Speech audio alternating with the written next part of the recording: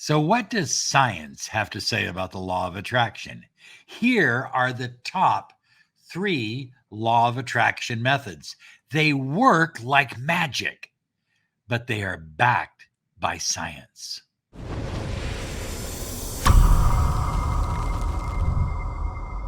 Hi, everyone. Robert Zink, miracle mentor and alchemy success coach. And today we are soaring high like a big, beautiful eagle. And we are always, always, yes, we are flying in the direction of your dreams and goals because we are here almost all the time, bringing you the latest in the law of attraction, helping you to empower your life.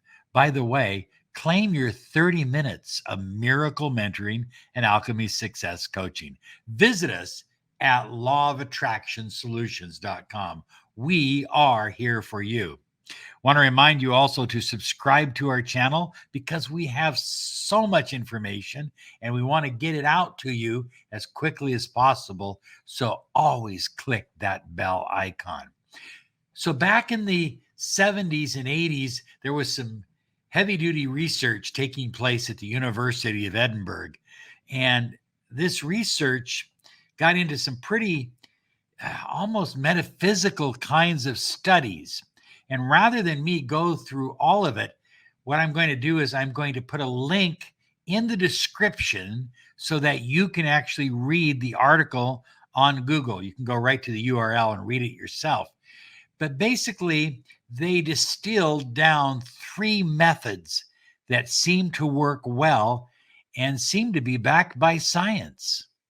Of course, high flyers, you and I know that since the 70s and 80s, there's been a lot of advancements in the study of quantum mechanics and the understanding of frequency and vibration. And that is only gone to prove even further the argument that the law of attraction is truly a law. And so, look at manifestors of all kinds, whether they are just individual people involved in their daily life or industrialists or millionaires or billionaires, they understand the law of attraction. They don't need science to tell them that it works. So before we dive deep into these top three methods and share them with you, first I want to say that it's important that you have clear intentions. Clear intentions are absolutely essential in manifesting anything using any method. The key is to focus on what you desire, not what you don't want. So some people will say, well, I don't want this anymore. I don't want this in my life. That's not the law of attraction. That's kind of the reverse of the law of attraction. Focus on what you desire. Now, here's the difficult thing to get your mind wrapped around. Are you ready for this? Understand that everything you desire is already present. It's already here. Everything. It's simply a matter of you moving the tumblers on the lock and opening the door and receiving.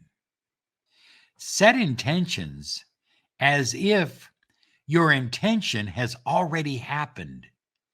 Use positive gratitude statements.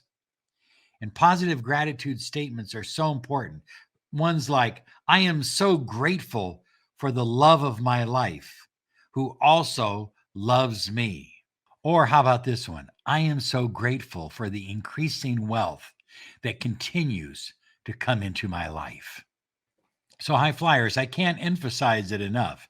It's absolutely essential that you put your mind in the right frame before you start using any one of these three scientific methods, because having the right frame gives you the basis to use these methods and get them to work for you. Now, there's variations of these methods, and we'll go through some of them, but I'm certain that some of you will kind of create your own variation.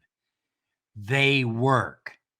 They all work. The variations work as well. So you understand what I'm talking about. Method number one is called resonance. And it states, be one with whatever you desire. In other words, you're thinking about a new car. Now, the first step in normal visualization is to visualize yourself in the car, holding the wheel. But what if you visualized yourself as the car?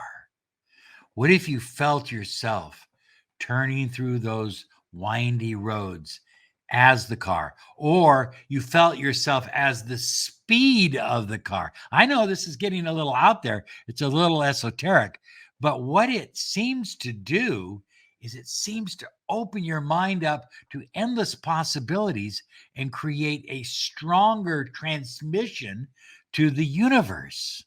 What you are doing, high flyers, is you are opening your consciousness to universal oneness. I mean, after all, we all comprise and we are all part of the infinite field or the matrix. Instead of just visualizing yourself receiving money, according to this scientific concept, visualize yourself as the money, not a dollar bill laying flat, but as the dynamic force that is able to move merchandise, to move energy, to create new things in your life, cars, homes, vacations, whatever it is you desire.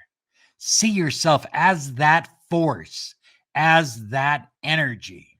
When it comes to relationships, yes, it's good to visualize yourself with someone. That's a normal way of visualizing. But what about visualizing yourself as the mind of love, the very essence of love itself?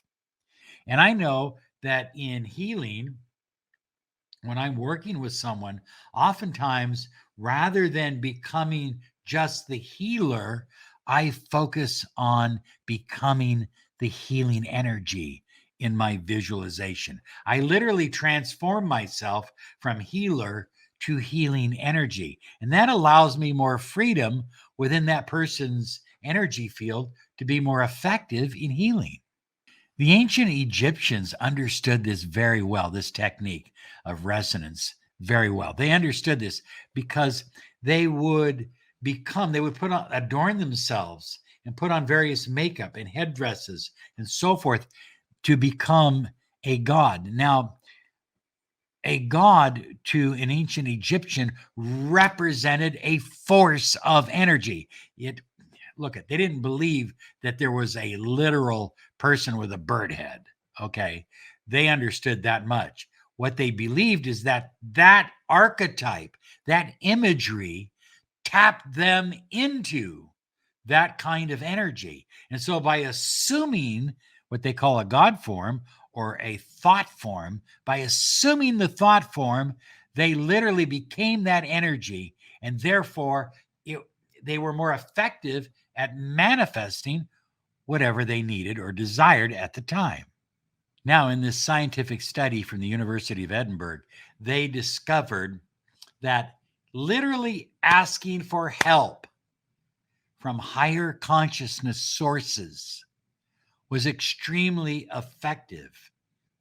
Angels, Jesus, Buddha, ancient ancestors, saints. But look, I have at one time or another attached myself to all of these archetypes. I know that when I sit quietly and I connect with my inner guide, and I can't tell you the details of my inner guide. I'm not going to go there, but I'm simply going to say when I connect with my inner guide and I relate what it is I desire to manifest, that inner guide begins changing my consciousness. so that my consciousness is in alignment with whatever it is I desire to manifest. And by being in alignment, manifesting becomes much easier and much more effective. And I know that I've had people that have told me that working with their holy guardian angel, or working with angels, or working with various higher spirits, they've had very good success. Now, I also have an Uncle Mac, and I think I've told you the story of how his wife had a massive heart attack. They gave her but minutes to an hour to live. He asked for one thing, a pillow. He put the pillow down alongside the bed in the hospital, and he bent his knees and he began connecting with Jesus. And he began thanking Jesus profusely for healing his wife. You see, he didn't beg for a healing, he thanked for a healing. And he was there all night from about 8 o'clock in the evening until 6, 7 o'clock the next morning, when his wife, she had hoses coming out of her arms and stuff. She sat up in bed and she said, "Mac, I'm hungry for some ice cream." A few days later, she was discharged from the hospital. The doctors were astonished. You see, when you connect with look, these are archetypes and these are images. Our minds are too finite in 3D to completely understand how this connection works. But the connection is real. Whether you are connecting to the higher version of yourself, your super ego, as Freud would call it, or whether you are attaching to something external, I don't believe that it makes a difference. It works. Use it. And number 3 is amplify your intentions through the power of emotion. Well, Neville Goddard talks about this quite a bit when he says that it's the feeling, having that feeling intensified to a fever pitch allows you to attract what you desire, because we don't connect to the universe or the infinite field just with thoughts. We don't connect just with wanting. We connect with knowing. We connect with receiving. We love that experience on Christmas morning of opening up those presents, right? We love that feeling of happiness. So connect with that energy when you are manifesting. What does it feel like to have a beautiful, loving relationship? What does it feel like to have abundance flowing into your life? What does it feel like to be successful in your career? What does it feel like to be famous and popular? What does it feel like to have a best-selling book? You know, don't just think about the picture. Focus on the feeling. Well, there you go, high flyers. 3 ways that you can scientifically begin to use the law of attraction and make it effective for you in your life. Why wait? Why not start now? Here's some other videos to help you on your journey.